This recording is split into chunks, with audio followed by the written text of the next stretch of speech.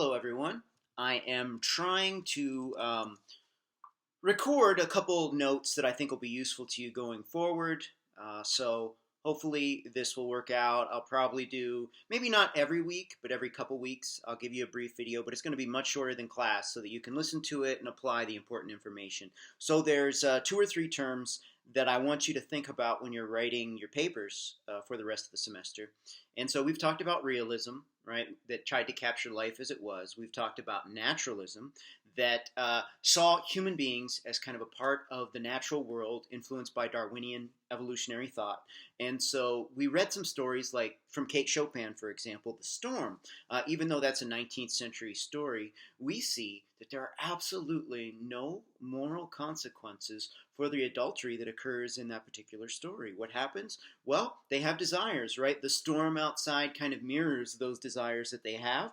And so the woman, right, meets her old boyfriend there. They have their little moment. And at the end, the husband and the son come home, and he's just happy that she's not mad when he tracks mud inside. So all's well that ends well, right? It's one of those weird stories where there is no moral comeuppance at all. That's just the way it is. The story of An Hour is also interesting because of the humorous way that that potential death of the husband is treated, which ultimately leads to Madame Maillard's death there as well, when she sees him there, and kind of the sheer disappointment of knowing that her life is no longer her own kind of hits her with full force. And so that ironic ending there.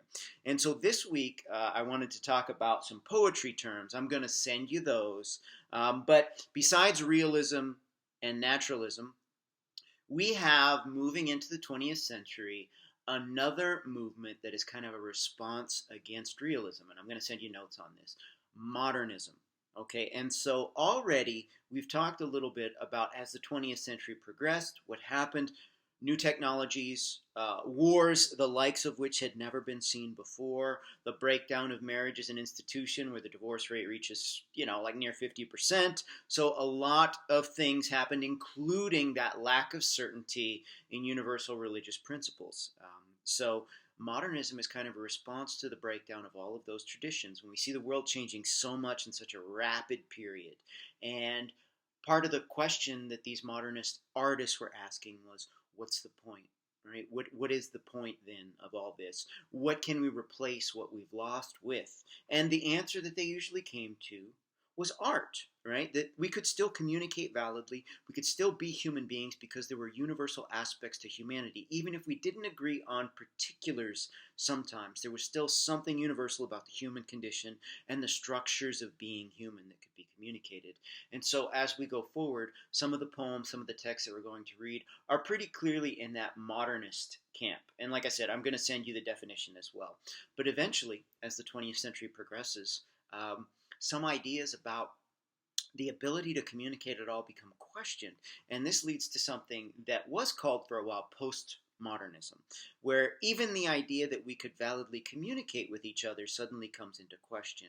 So I really wanted to interrogate these 20th century stories that we're reading, and some 21st century stories as well, in that regard. So the Yellow Wallpaper, real quickly, I wanted to talk about that ending because I read some of your responses, and I'm going to be updating the gradebook. I apologize. I've been trying to think about how to put this course online, as well as the English 1010 class, which I just gutted from its online capability this semester. So I've been kind of like, oh man.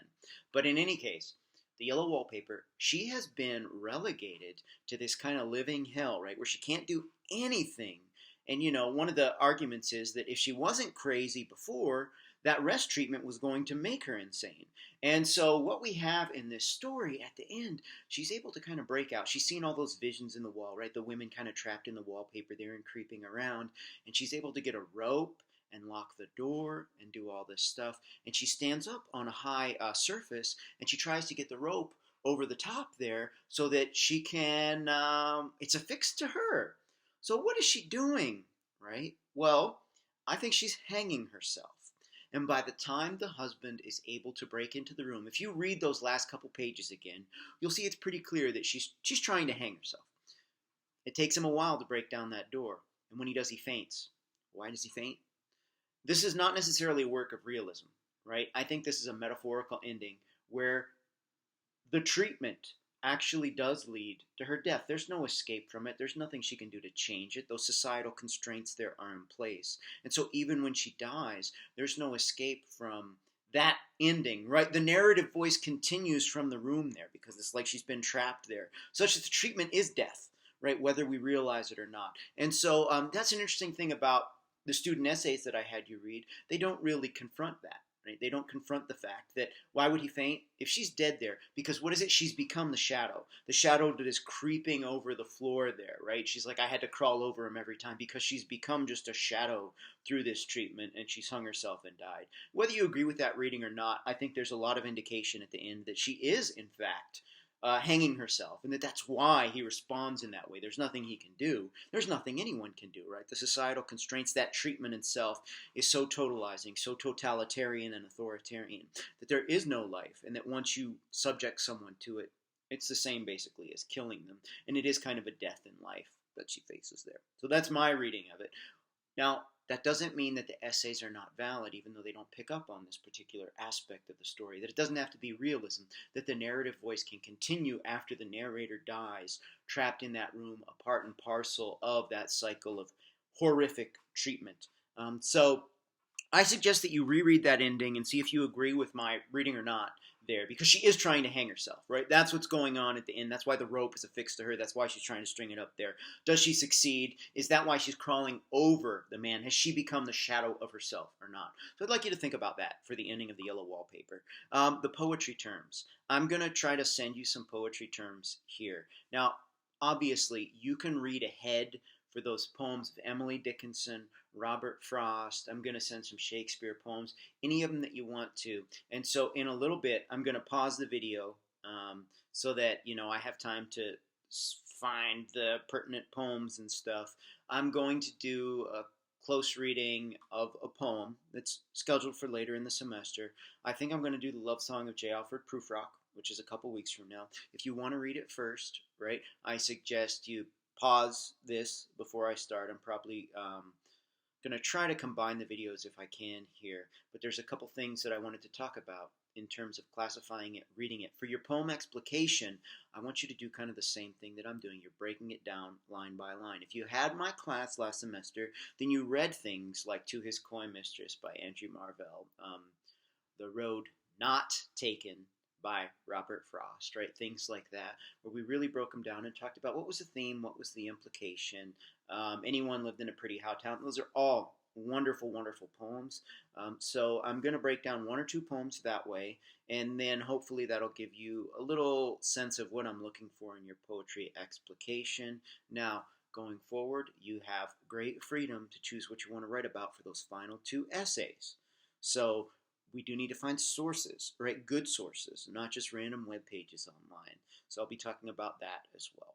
So I'm going to try to upload this video. Hopefully it'll work. If you don't see it, right, then you know that it didn't and I've wasted my time. So hopefully you guys are doing well. I miss seeing you face to face. I feel like the class really does benefit from that kind of interaction, but I'm going to try to duplicate it as much as I can.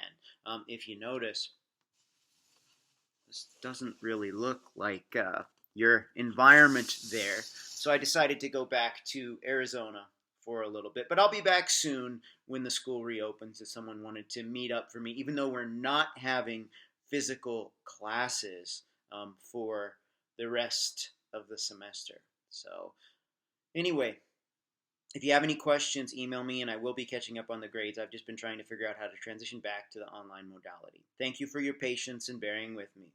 I'll see you guys when I see you, I suppose.